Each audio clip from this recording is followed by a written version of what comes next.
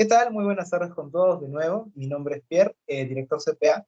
A continuación vamos a dar inicio a la ponencia de fisiopatología como parte del repaso masivo que estamos haciendo por parte del proyecto Hermano Mayor.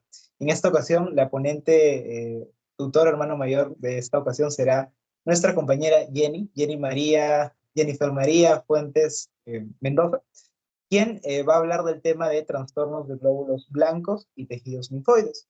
Ella es estudiante de cuarto año de Medicina Humana en la Científica del Sur, décimo superior de la misma universidad y tutora y coordinadora de ciencias básicas y clínicas, embajadora de paz certificada por la UPF Perú y docente de idiomas y además de ello, tutora del proyecto Hermano Mayor. Así que darle paso a Jenny. Jenny, ¿estás ahí?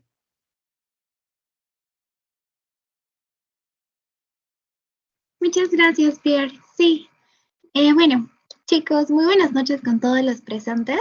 Bueno, mi nombre es Jennifer Fuentes Mendoza. Estoy teniendo algunos inconvenientes con la cámara, pero igual me gustaría que por favor puedan mandar un mensajito para saber, bueno, si están activos y cuáles son los temas del día de hoy que personalmente les complica un poco más en su entendimiento. Por ejemplo, como bien saben, hoy vamos a hablar bastante de neutropenia. Entonces, quisiera saber, por ejemplo, si es que están relacionados con el tema, si es la primera vez que lo van a ver o no. Los leo por el WhatsApp, oh, perdón, por el chat.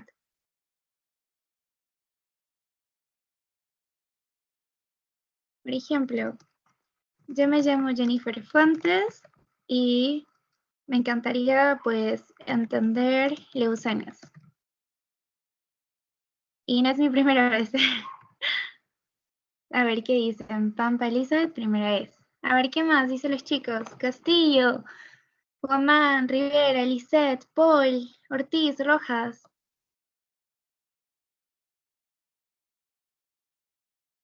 Guamán dice primera vez. ¿Qué más, chicos? A ver, les leo. Uy, casi comparto pantalla.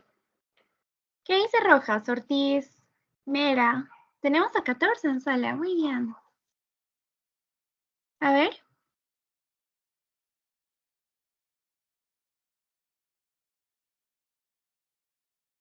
Primera vez.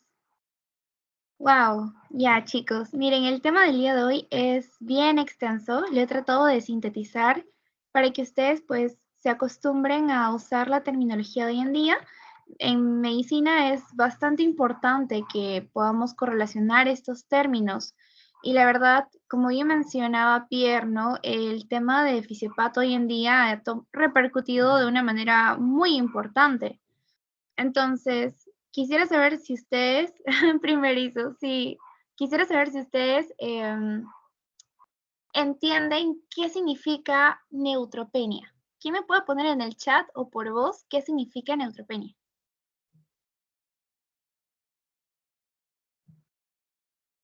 ¿Qué entienden por neutropenia? ¿O qué saben por neutropenia?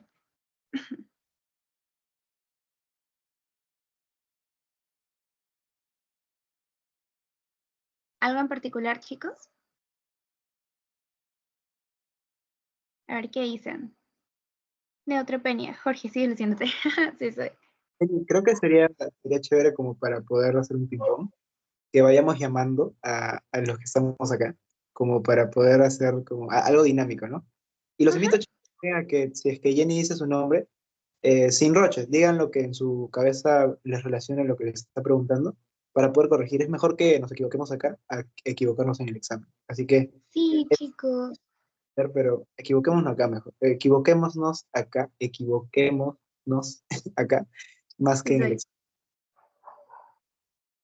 Es que quiero saber hasta a mini pretest como cuál es el nivel que podemos iniciar para poder dar inicio con la ponencia, que es vital, como les comento. Por eso quisiera saber cuál es su percepción sobre esta terminología que es importantísima. ¿Cuántos de ustedes están llevando fisiopato? ¿O todos?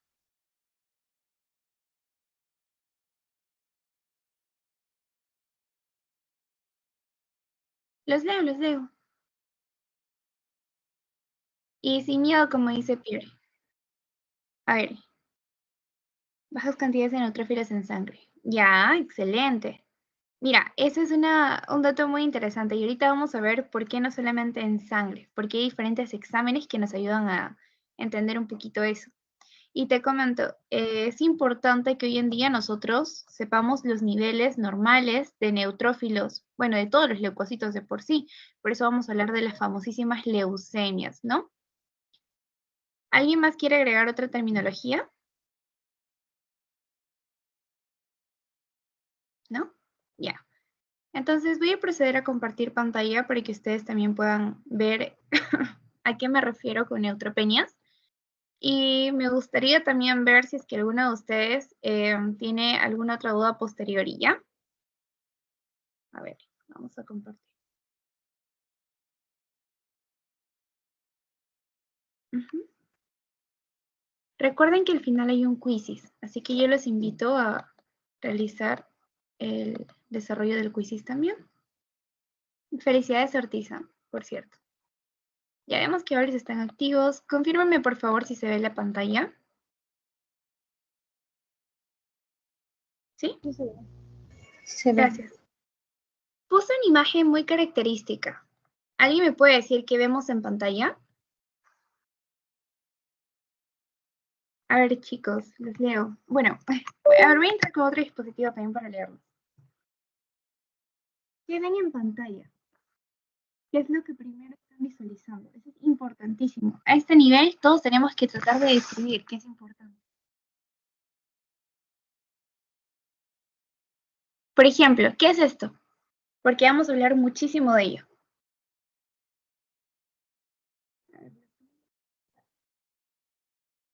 Angiogénesis, muy bien. Los que han estado conmigo en la ponencia de cáncer, pues van a poder correlacionar estos temas. Aquí vemos angiogénesis, ¿no? Que un vaso sanguíneo, vemos un crecimiento vascular endotelial. ¿Qué es esto? ¿Reconocen?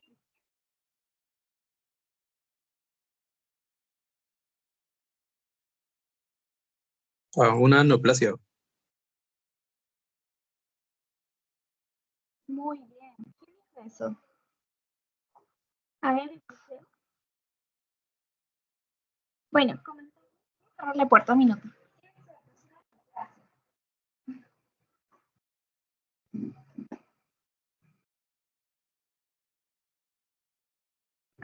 Ya, ahora sí.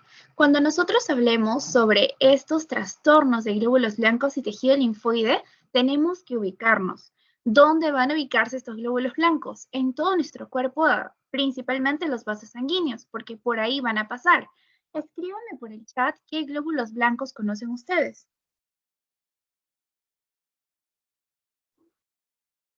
¿Cuáles son los glóbulos blancos que ustedes reconocen?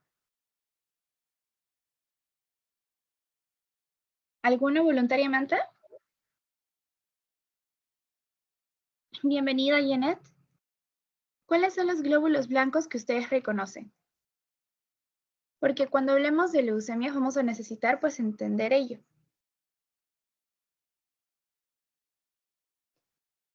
Neutrófilos, linfocitos, monocitos, basófilos, excelente chicos. Entonces todos ellos van a pasar a través de estos vasos sanguíneos. ¿Y qué más vemos? Los hematíes que van a pertenecer a la serie roja, ¿no? Y los tejidos linfoides, pues esto es una gran rama. Cuando nosotros hablemos en este caso de estos trastornos, principalmente las leucemias, pues vamos a ver una diferenciación entre la serie mieloide y la serie linfoide, que eso lo voy a explicar más adelante. Y aquí podemos ver cómo nuestro propio cuerpo va a tratar de defenderse, pero pues va a reconocer lo extraño y va a tratar de atacarlo al mismo tiempo y ahí se desencadena toda la enfermedad. Gracias por participar, monocitos. El temario del día de hoy es hablar sobre la médula ósea, el sistema linfático, el sistema hematopoyético, que son las series principales que se van a ver afectadas, neutropenia y leucemias. ¿Ok? Como objetivo, bueno, definitivamente comprender los conceptos básicos y avanzados de la fisiopatología de las leucemias, identificar y describir las diferentes tipos y formas de leucemias, como sus mecanismos patogénicos, porque como bien saben, las leucemias son un tema que todos hoy en día deberíamos de abordar y conocer.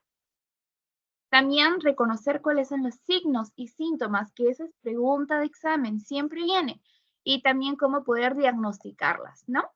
Primero que nada, esta es nuestra famosa médula ósea. ¿Quién me puede decir dónde se encuentra, en dónde la podemos ubicar? Es una pregunta muy importante. Buen día, Arián. Gracias por unirte. ¿Dónde encontramos, en este caso, la médula ósea?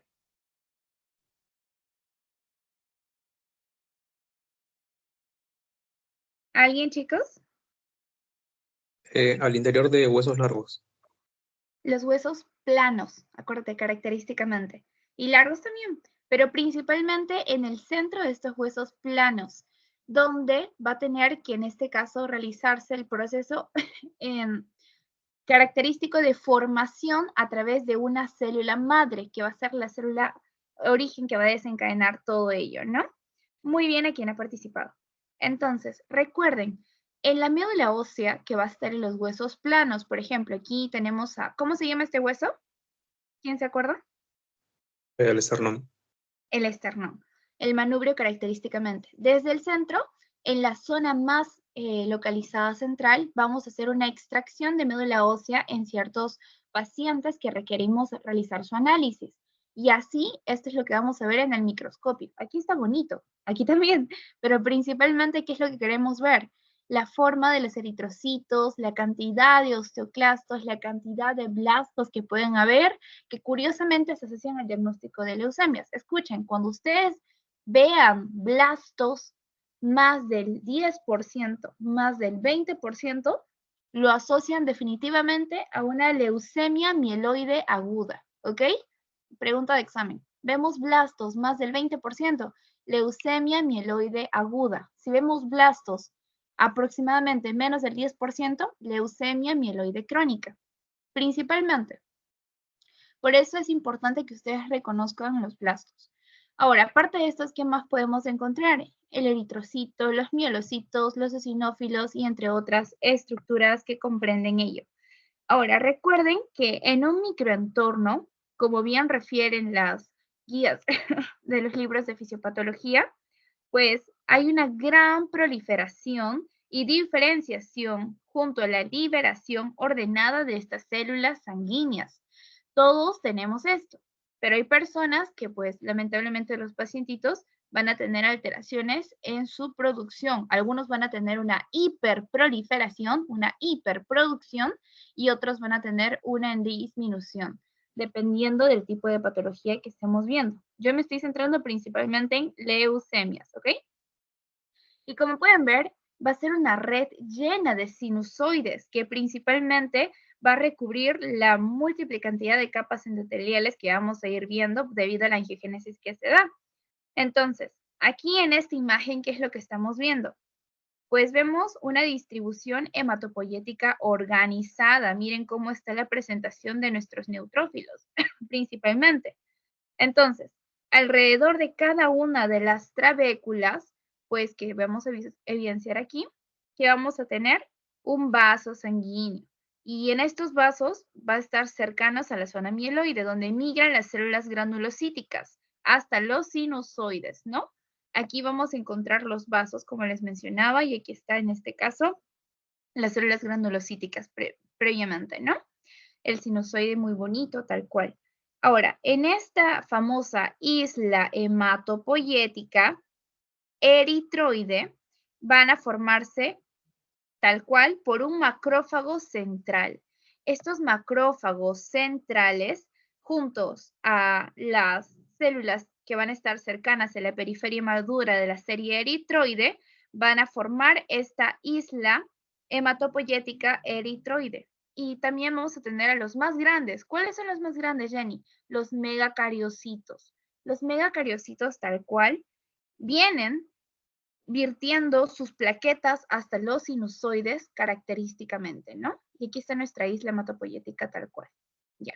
Entonces, en base a ello, nosotros también tenemos que reconocer el otro sistema. Ya hemos hablado netamente de la médula ósea, ahora del sistema linfático.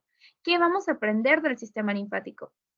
¿Quién me puede mencionar alguna característica del sistema linfático? Aparte de lo que se ve en pantalla.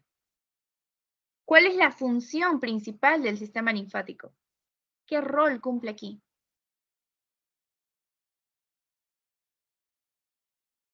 Muy bien, Stephanie, vos esponja. Ujú. Es una palabra que comienza con T.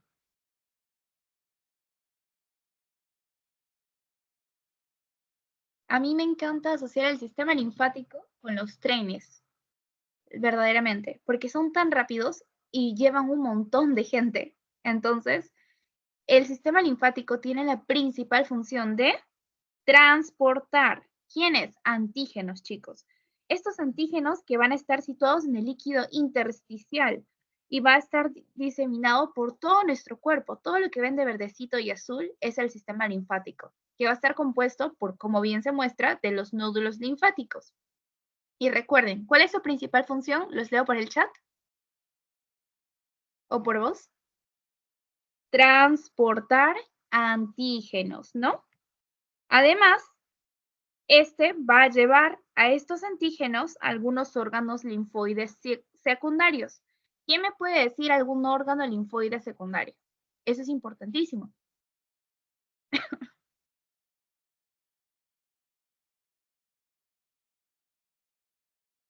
A ver, chicos. Tenemos el tejido linfoide, los ganglios linfáticos, el timo, ¿no? El vaso principalmente, los nódulos paratiroideos, entre otros. Entonces, estos que van a transportar antígenos, que los van a llevar por todo nuestro cuerpo, como podemos ver aquí en este diagrama del sistema linfático, van a, en este caso, trasladarlos hasta órganos linfoides secundarios. Y ahí es donde se van a retener para que puedan interactuar con las células en el sistema inmune principalmente. ¿Por qué? Porque el antígeno, es una palabra clave, va a quedar retenido por alguno de estos ganglios que podemos ver en pantalla. Estos ganglios, los nódulos linfáticos que tienen sus ganglios, los van a retener. De tal manera de que a lo largo de que sea necesario en nuestro cuerpo, nuestro sistema inmune lo puede usar para que haya una afinidad. Ahora, en el caso de que el antígeno no haya podido ser retenido y viaje por todo nuestro sistema linfático, pues va a entrar a la circulación sanguínea. Y por eso les estoy mostrando aquí en pantalla el ciclo de la circulación sanguínea tal cual. Y cuando pasa aquí a la circulación, a la sangre, ¿qué va a pasar con el antígeno? ¿Hacia dónde se va? A ver, ¿quién sabe? Imaginemos que estamos en la estación del tren, no sé, Angamos, y de Angamos querramos, no sé, dirigirnos al Hospital Mario Auxiliadora y viajamos, y que en la dirección del tren es el camino de cada una de las vías del sistema linfático. Pero luego ustedes quieren ir por una vía más rápida, entonces toman un taxi quizá que esté muy cercano al hospital. Este taxi, imaginemos que sea el vaso sanguíneo, y el hospital va a ser el órgano. Este órgano característico, ¿cuál es? El vaso, chicos. Cuando los antígenos se van por los capilares, van hacia el vaso principalmente, ¿ok? No se olviden. Entonces, a los ganglios y el vaso se les califica como órganos linfoides secundarios.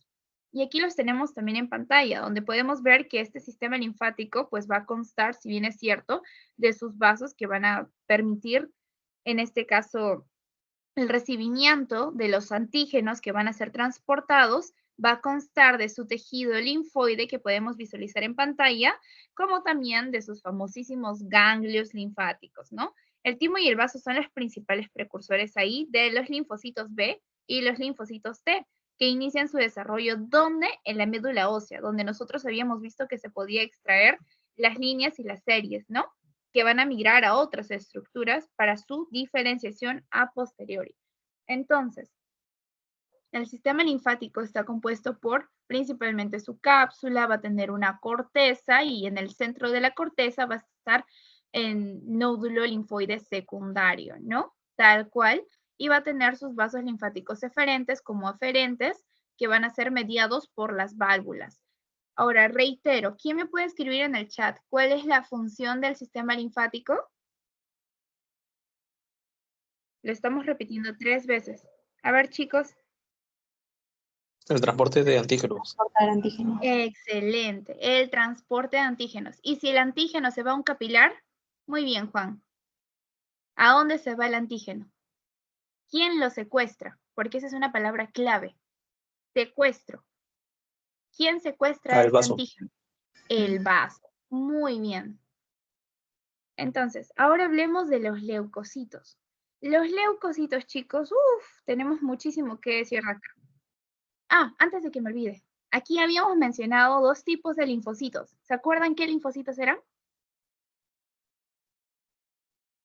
Buen día, Luis. ¿Qué linfocitos tenemos aquí en el sistema linfático? Tenemos 2. Muy bien, Stephanie. B y T. Acuérdense, palabra clave. Los linfocitos B abandonan la médula ósea y van a pasar a ser células plasmáticas, B plasmáticas, y migran y se producen un montón de inmunoglobulinas. Entonces, gracias a los B, se forman plasmáticas, las células plasmáticas y tenemos inmunoglobulinas. En el caso de las células T del sistema linfático, los linfocitos T precursores viajan al timo, T de timo, no se olviden eso, por favor, y van a formarse el CD4 y la CD8, que son citotóxicas, ¿ok? Eso es importante y pregunta de examen. Ahora sí, hablemos de los leucocitos. ¿Qué cosa debemos de decir de los leucocitos? Tenemos 6 tipos, como bien mencionaron. Neutrófilos, eosinófilos, monocitos, linfocitos, basófilos, células plasmáticas. Pregunta de examen. ¿De quién nace la célula plasmática? ¿De qué tipo de linfocito? B. Lo acabamos. ¿Perdón? B. Del B. Muy bien. ¿Por qué? Porque los linfocitos B abandonaban ¿qué estructura? Médula ósea. Muy bien. Y luego se diferencian en células plasmáticas, ¿no? Y migran hacia los ganglios linfáticos, continúan con toda la producción y proliferación de inmunoglobulinas. Muy bien, chicos. Muy bien, ¿eh? Entonces, los leucocitos tenemos 6, neutrófilos, eosinófilos, monocitos, linfocitos, basófilos, que van a madurar y van a proliferar tal cual. La primera es el mieloblasto. Tal cual podemos ver cómo ocupa un gran porcentaje y tenemos poco citoplasma, ¿no? Es tal cual, muy moradito, como algunos le dicen. El promielocito, luego tenemos al mielocito tal cual, luego tenemos al metamielocito en forma media de riñón, algunos le dicen frijolito, luego tenemos al que está ya en banda, neutrófilo no en banda, y luego los segmentados que van a tener sus lóbulos. Acá arriba tenemos a los basófilos, tal cual, al monocito, eosinófilo, neutrófilo, linfocito y eritrocito. Cuando nosotros hablemos de eosinófilos y hablemos de leucemias, hay una característica muy marcada y también igual con los linfocitos. A ver, vamos a hacer una asociación clínica, laboratorial. Si ustedes tienen linfocitos, ¿dónde estás? Aquí. Linfocitos más de los valores normales, que los valores normales apunten de 1 a 4.8, los linfocitos son valores normales. Tenemos más de 5 linfocitos y vemos que nuestro paciente tiene adenopatías, viene con una inmunidad tumoral baja y tiene hipogamaglobulinemia, lo asociamos a una leucemia linfática crónica. Sí, solo sí, no hay presencia de blastos. ¿Ok? Entonces, si vemos linfocitos elevados, leucemia linfática crónica, como una sospecha laboratorial. ¿Ok, chicos?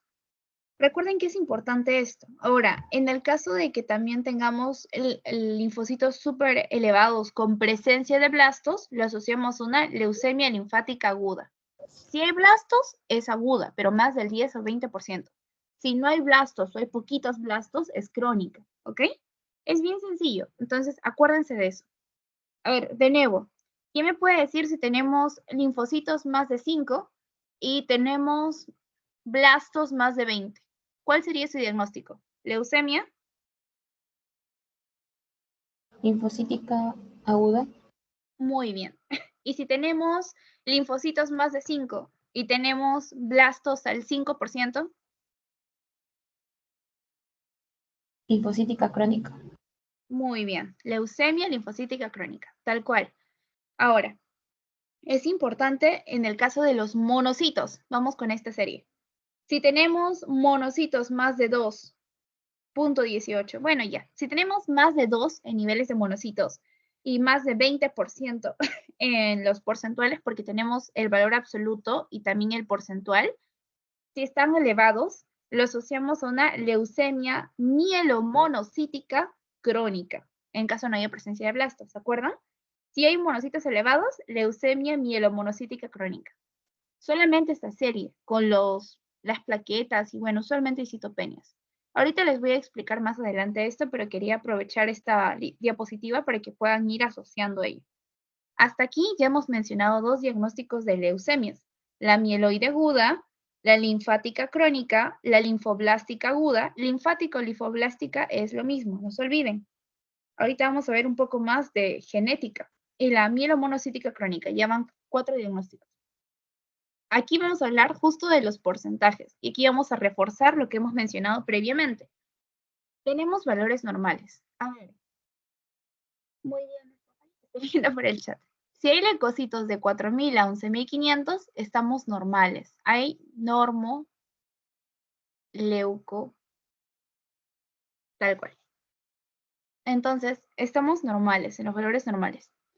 Si hay más de 11.500 microlitros, se le llama leuco, por los leucocitos, y citosis de aumento. Todo lo que termine en citosis supera el valor del rango normal. Todo lo que sea en penia está bajo del valor normal tal cual.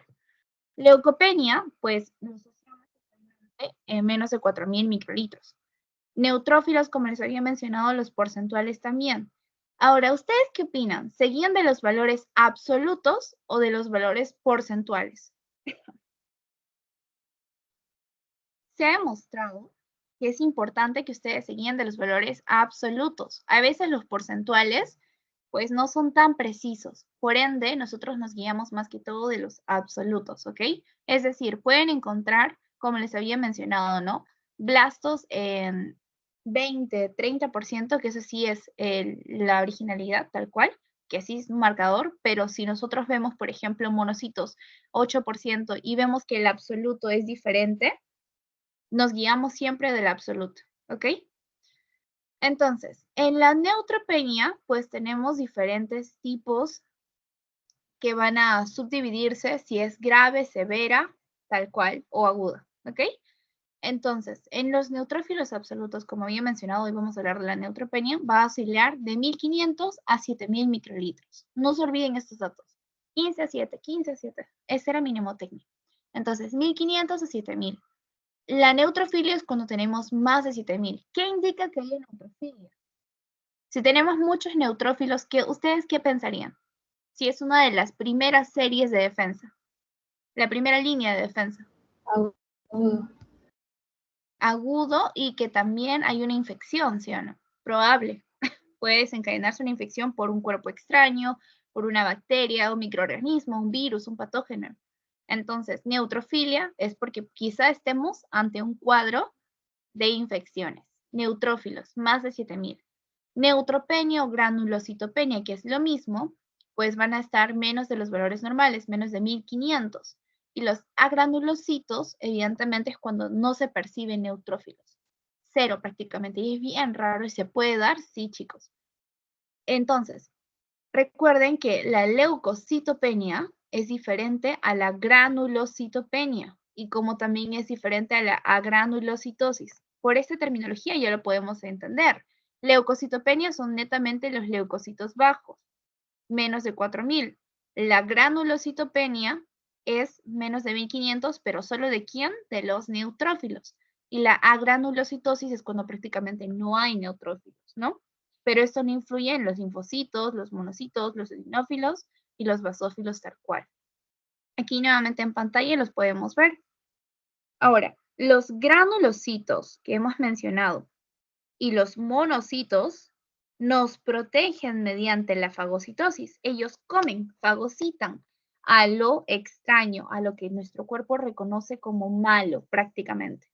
Y es importante porque ellos son quienes van a ser como marcadores de que se está desencadenando una inflamación tal cual. Los linfocitos, aquí, y las células plasmáticas van a dar la respuesta inmune adaptativa. Y esto también es pregunta de examen. Linfocitos y células plasmáticas, respuesta inmune adaptativa. ¿Ok? Yep. Entonces, sigamos. Aquí tenemos principalmente la estructura, sus valores porcentuales de cada una, en este caso, de la serie blanca, como también sus subtipos y los nombres que se les ponen a estas células. Por ejemplo, los neutrófilos, como hemos visto, se pueden llamar segmentados por sus lobulillos que van a presentar. En bando también hay otra presentación y las funciones primarias están tal cual indicándose en cada una de estas. Por ejemplo, los basófilos y las células madre usualmente se liberan ante químicos que van a mediar la inflamación y responden ante alergias, pero los más precisos y los marcadores alérgenos que nosotros usualmente vemos es en los eosinófilos. ¿Por qué? Porque estos van a destruir e invaden, destruir a los invasores que principalmente van a actuar ante los anticuerpos o parásitos. Si tenemos una parasitosis, los eosinófilos son los principales que van a elevarse. Si tenemos, por ejemplo, una alergia, los eosinófilos principalmente. Los neutrófilos, como bien saben, van en la primera línea, por ende, atacan todo lo raro. Nuestro cuerpo percibe algo raro y al toque, los neutrófilos van a destruir a estos invasores. Por eso son los que principalmente están en mayor proporción. En el segundo puesto, pues son los linfocitos, que ya los hemos explicado previamente, en proporción. Ahora, sigamos con los monocitos y los macrófagos. Pues estos van a principalmente presentar los famosos antígenos, que van a destruir a estos invasores. Y también son llamados como los mononucleares, que van a fagocitar a diversos tipos de microorganismos. Los linfocitos, bueno, aquí tenemos el B y el T. ¿Se acuerdan qué les había mencionado de los linfocitos B cuando abandona la médula ósea? Se diferencian en células Plasmáticas. plasmáticas. Muy bien. ¿Y qué producían después? Inmunoglobulinas. Monoglobulinas. Muy bien, chicos. Recuerden que aquí estos linfocitos y las células plasmáticas solamente responden específicamente a los invasores que ya han sido reconocidos tras el sacrificio de los neutrófilos. Y aquí, obviamente, para ser específicos, necesitan de la inclusión del anticuerpo que se está reconociendo ante la reacción del antígeno.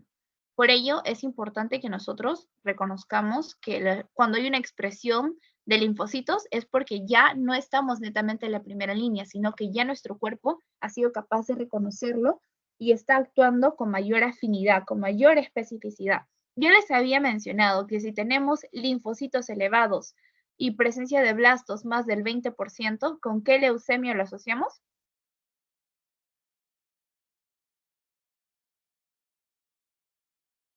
Si tenemos linfocitos elevados y, bueno, más de 5 ya, linfocitos más de 5 y blastos más del 20%, es un paciente adolescente, un niño que tiene cromosoma Filadelfia en la translocación cromosoma 922, diagnosticado en su cariograma, ¿con qué leucemia lo asociamos?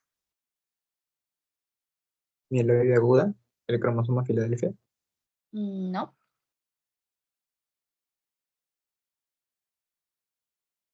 Con la linfoblástica. Linfocitos, linfática. Linfocitos, linfática. No se olviden. Y si tenemos blastos más del 20%, aguda. ¿Ok? Leucemia linfocítica aguda cuando hay linfocitos elevados más del 5 o blastos más del 20%.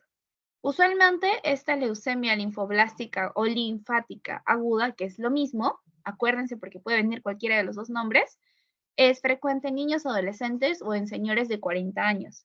Ahora, el cromosoma Filadelfia, que hemos mencionado ahorita, que ya escuché hace poco con la mieloide aguda, bueno, el cromosoma Filadelfia usualmente se expresa más que todo en la mieloide crónica, no en la aguda.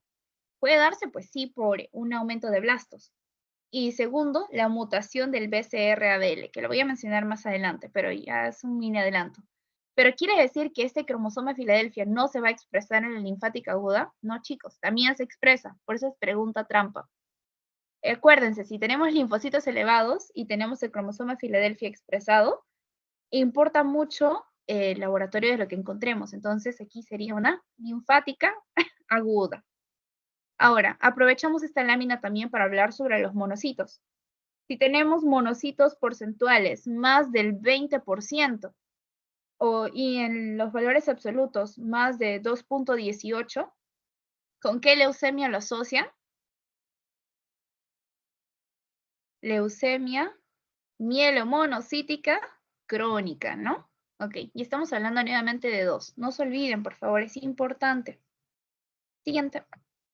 Ahorita vamos a ver más a detalle sobre las leucemias. Yo les estoy dando como tips así un poco adelantados. Muy bien, Piero.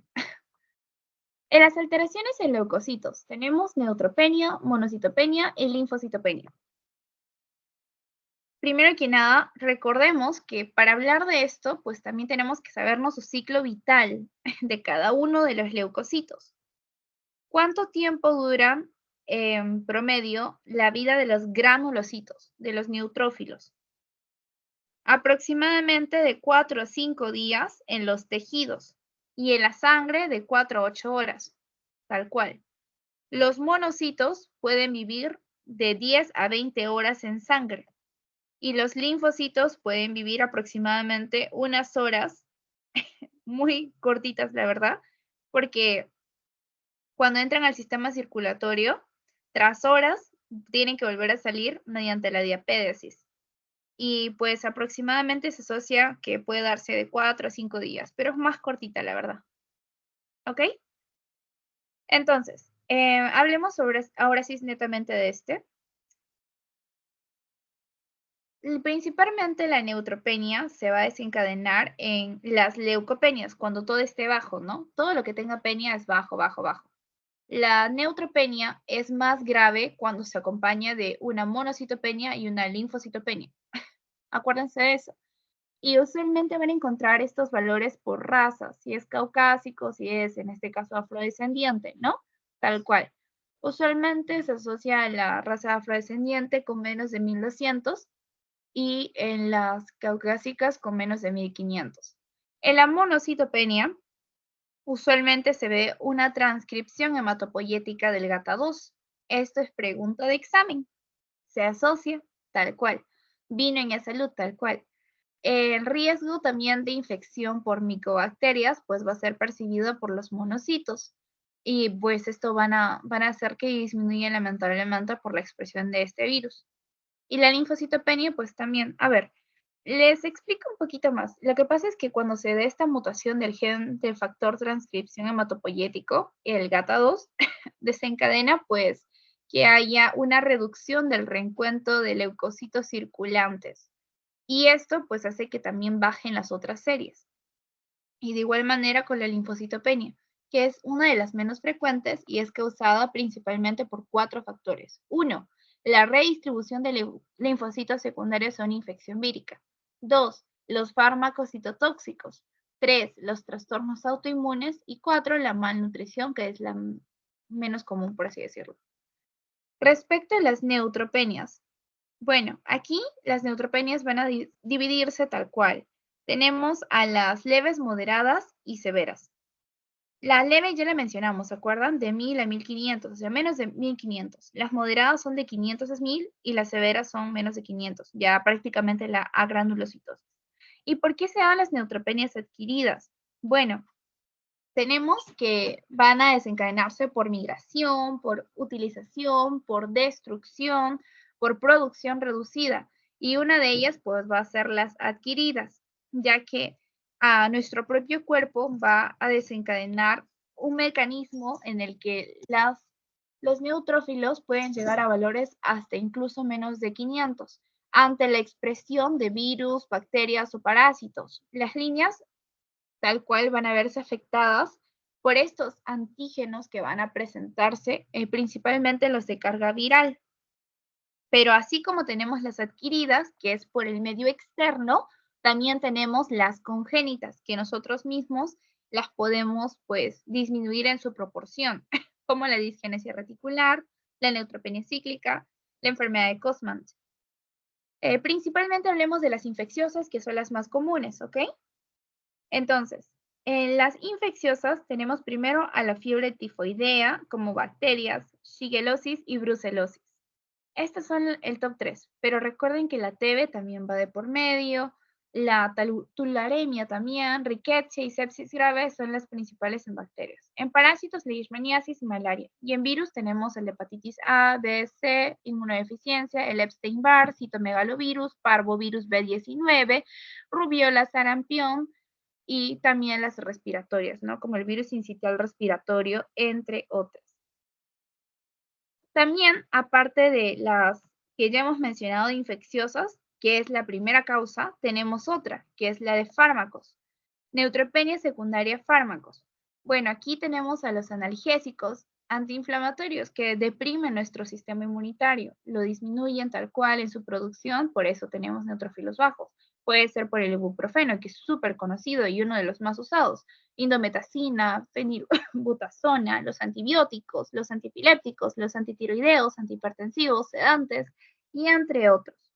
Como también tenemos a las aparte de las mencionadas de las infecciosas y las secundarias de fármacos, tenemos a otras clasificaciones que se asocian a enfermedades hematológicas, que se asocian a enfermedades endocrinas, que se asocian a enfermedades metabólicas o carencias nutricionales como la malnutrición mencionada previamente. ¿Y qué hacemos referencia a ello? Bueno, sucede, chicos, que en las enfermedades hematológicas, como las leucemias, van a hacer que éstas se expresen en menor proporción cuando son agudas. La aplasia medular porque ataca directamente a la médula ósea y hace que haya una alteración en su diferenciación. Los síndromes mielodisplásicos, estos son importantísimos. ¿Cómo identificamos un síndrome mielodisplásico? Bueno, va a haber una anemia refractaria secundaria con una citopenia, con blastos y bueno, la citogenética también es importante. Las endocrinas y las metabólicas usualmente se desencadenan por casos de hiper o hipoparatiroidismo, por unas acidemias o también insuficiencias suprarrenales. En las carencias nutricionales, bueno, la vitamina B12, la folato, bueno, también las ferropénicas, principalmente las megaloblásticas, y bueno, bien raro que una ferropénica desencadene eso, pero puede ser. Marasmo también definitivamente, ¿no? Son cuadros de caquexia completa. Ahora sí, vamos con leucemias. Leucemias es un tema muy largo. Hace poco hemos hablado de las linfadenopatías, bueno, las leucemias linfoblásticas agudas y las leucemias mielomonocíticas crónicas, como también la mieloide aguda y la mielógena crónica o mieloide crónica, ¿no? Entonces, acuérdense que cuando hablemos de cronicidad es porque usualmente ya está controlado o hay pocos blastos. Cuando hay blastos, usualmente se agudiza. Y recuerden eso, por favor. Ahora, la leucemia,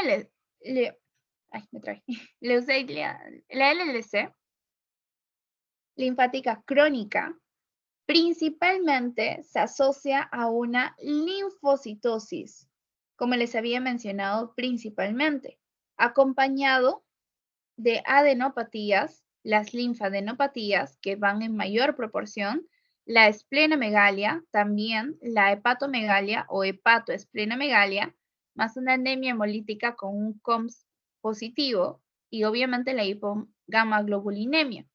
Adicionalmente a este cuadro que va a venir nuestro paciente, pues también se asocia a una disminución de la inmunidad humoral y una ausencia de blastos. El curso puede ser agresivo como también puede ser indolente. Usualmente es agresivo cuando no está tratado y se le asocia principalmente a una pérdida de peso. La linfocitosis, ¿con cuánto tenía que ser? ¿Se había mencionado previamente? Más de 5, ¿no? Linfocitosis más de 5, no se olviden de esto. Y la citopenia es cuando toda una serie completa, puede ser blanca, amarilla o roja, se va a disminuir. Cuando las 3 series están disminuidas, se llama pancitopenia, ¿no? Ok. Ahora, cuando hay una hipogamaglobulinemia es porque se está desencadenando una infección. Cuando el paciente está con un curso indolente progresivo es porque usualmente presentan la linfocitosis más de 5, adenopatías, que eran las linfadenopatías, y un compromiso también de el cuero cabelludo, las órbitas faringe, pleura también, hígado y próstata. ¿Cómo diagnosticamos ello? ¿Es necesario la citogenética? Sí, es importantísimo, como también el estudio del hemograma. Ya les he mostrado ello previamente.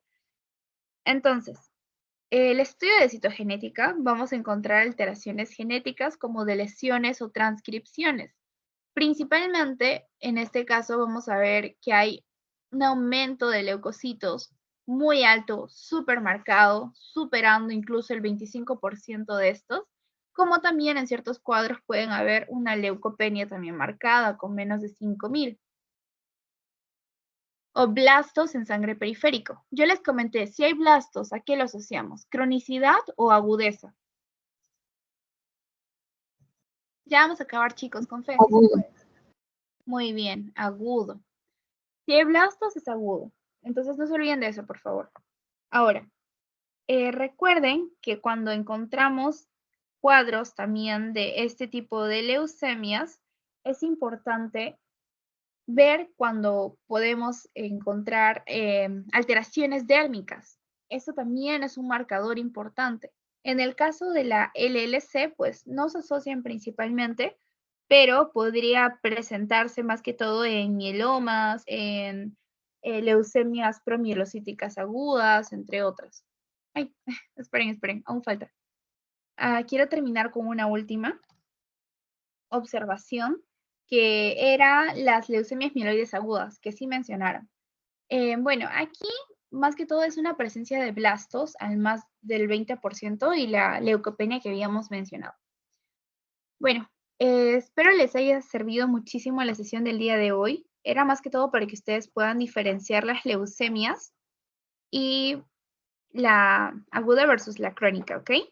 En el estudio de citogenética, solo agregar que aparte de este y aparte del hemograma, pueden solicitar una punción de médula ósea, como les había mencionado al inicio de la pantalla, de la primera diapositiva. También pueden solicitar un estudio del líquido del PCR tal cual, y el PCR y también la BCG son marcadores de inflamación que van a identificar incluso si es que el paciente está en agudeza o cronicidad o por cuánto tiempo. Bueno, eso ya más que todo es por citogenética y los cariogramas. Ok, chicos, hasta aquí. ¿Alguna pregunta?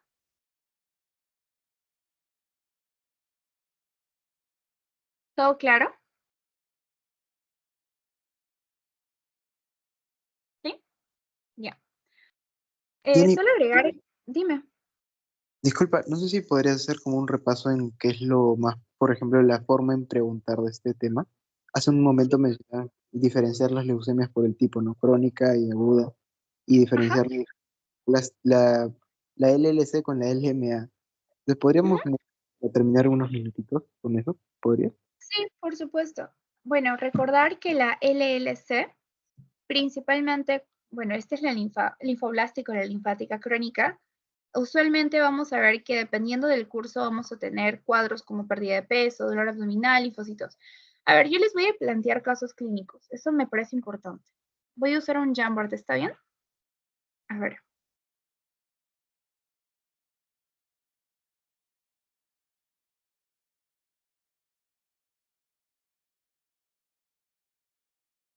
Va a ser súper sucinto. Ya hemos hablado de cada uno de los tipos, pero esa me parece importante.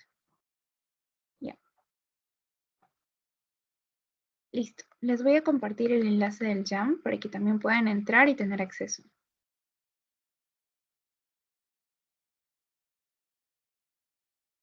Editor. Listo. Aquí les estoy pasando el enlace y voy a proceder a volver a compartir pantalla.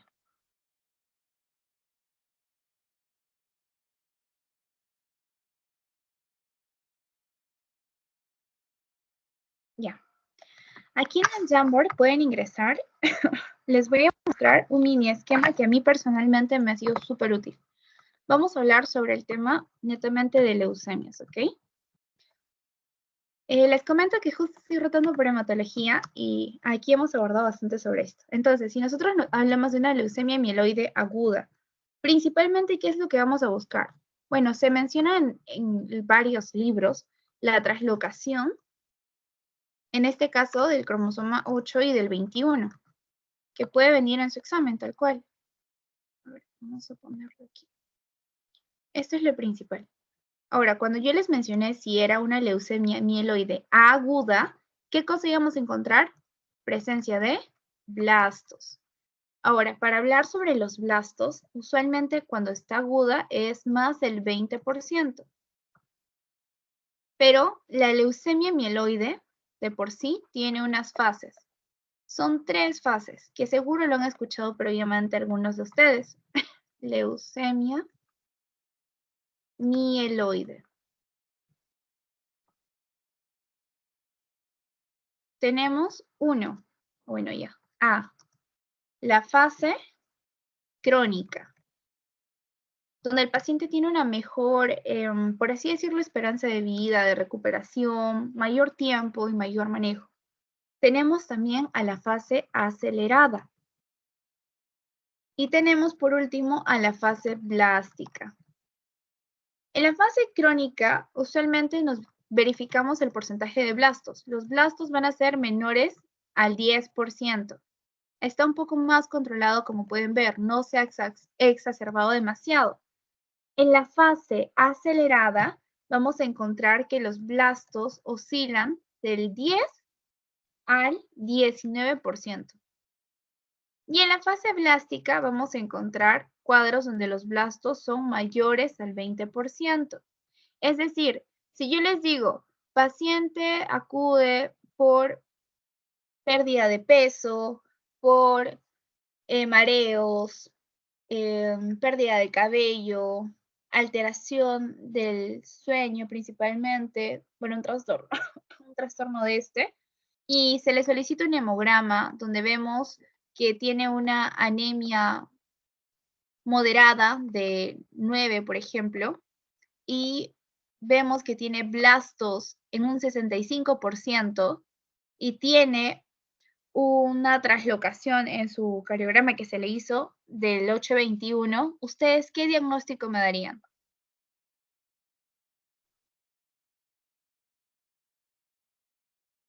Una leucemia mieloide, y si es más del 65% en blastos, aguda y blástica, ¿verdad? Tal cual. Entonces, eso es respecto a leucemia mieloide aguda. Si nosotros hablamos de una leucemia mieloide crónica, aquí lo más característico es la mención del cromosoma, ¿cómo se llama? Filadelfia. El cromosoma Filadelfia. ¿Qué significa esto? Bueno, el doctor Filadelfia, traslocación, ha demostrado que hay una traslocación característica del cromosoma 922, tal cual. Y pues asimismo vamos a encontrar un porcentaje muy ínfimo de blastos. ¿Cuántos blastos creen que pueden encontrar aquí? Menos del 10%. Y bueno, esto también se ha demostrado que hay una mutación muy famosa.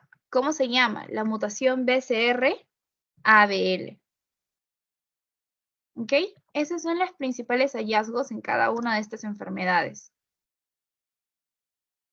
Ahora, el cuadro clínico es muy similar porque ambos son leucemias. Sin embargo, cuando hablamos de una mieloide crónica, en las fases, pues podemos encontrar ligera diferenciación por la expresión que puedan presentar más que todo en sus cuadros clínicos. A ver, ya, vamos con clínica.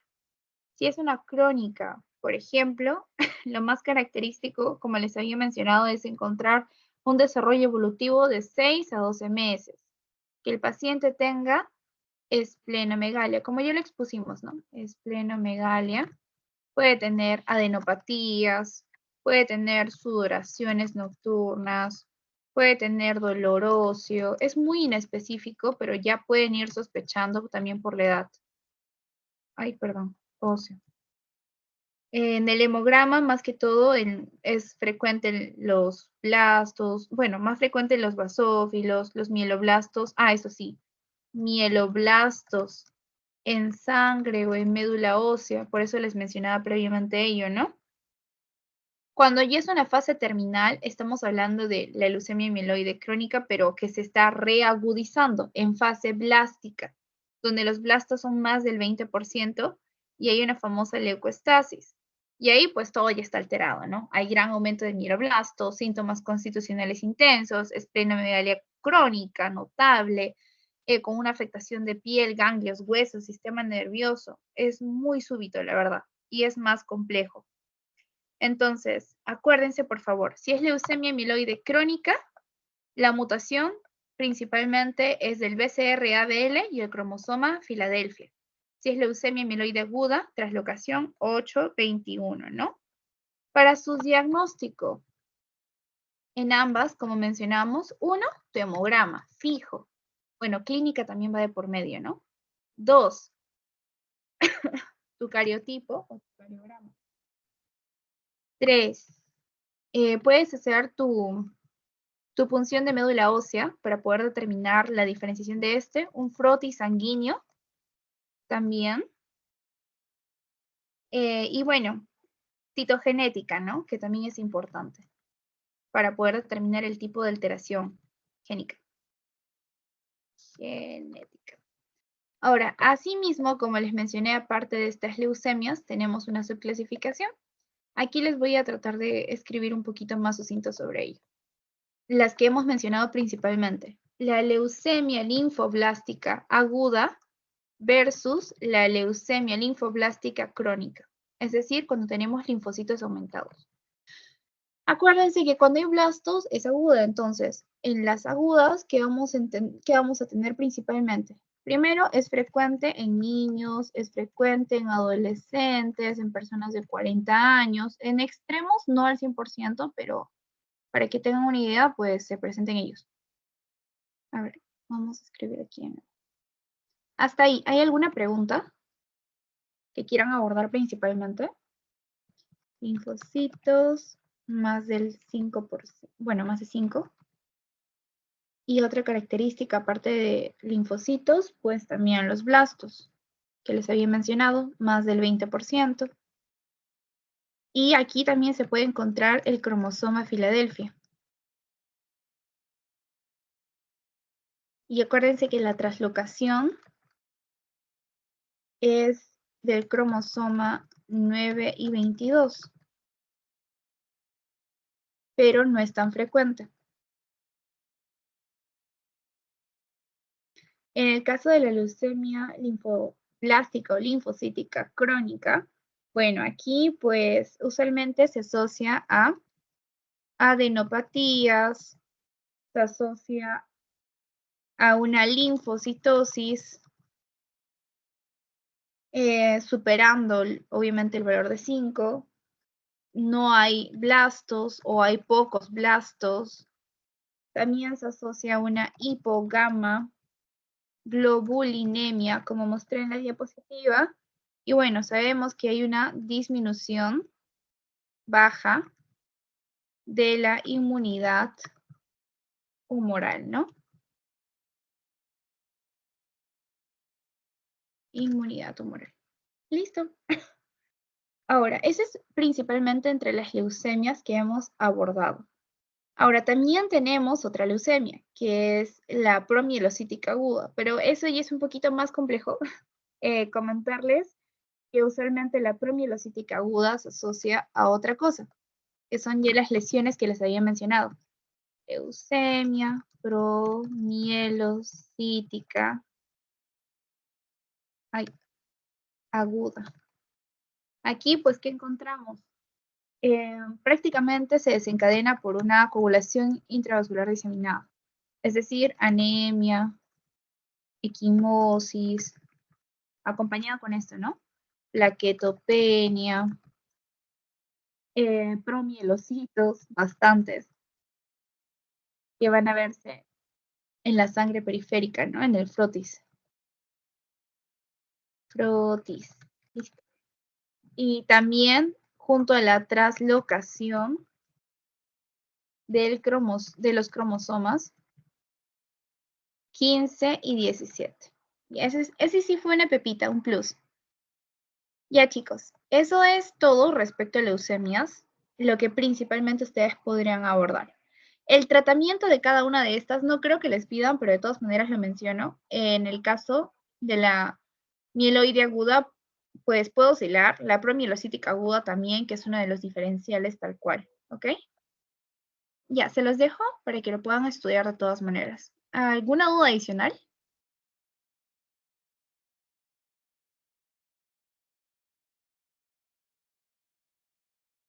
¿No, chicos? Excelente. Gracias, Pierre, qué lindo. A ver, ¿quieren que les haga preguntas o ya les pasamos al quizzes? Ustedes me dicen. Ay, qué lindo, Juan, gracias. Les leo por el chat.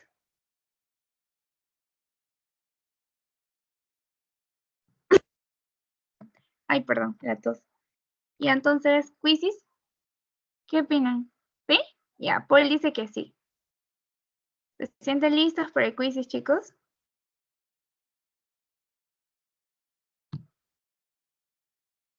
Me avisas, Pierre.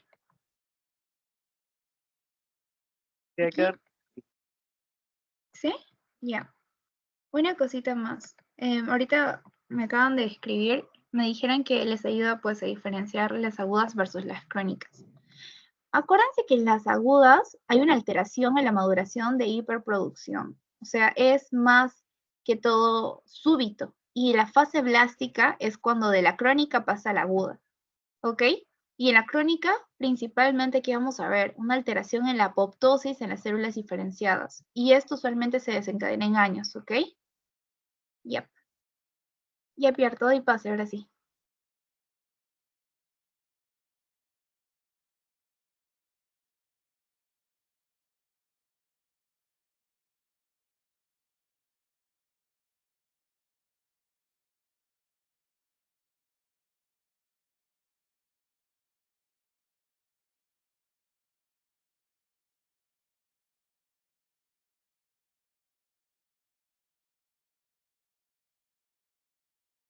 Chicos, ¿qué tal? ¿Cómo están?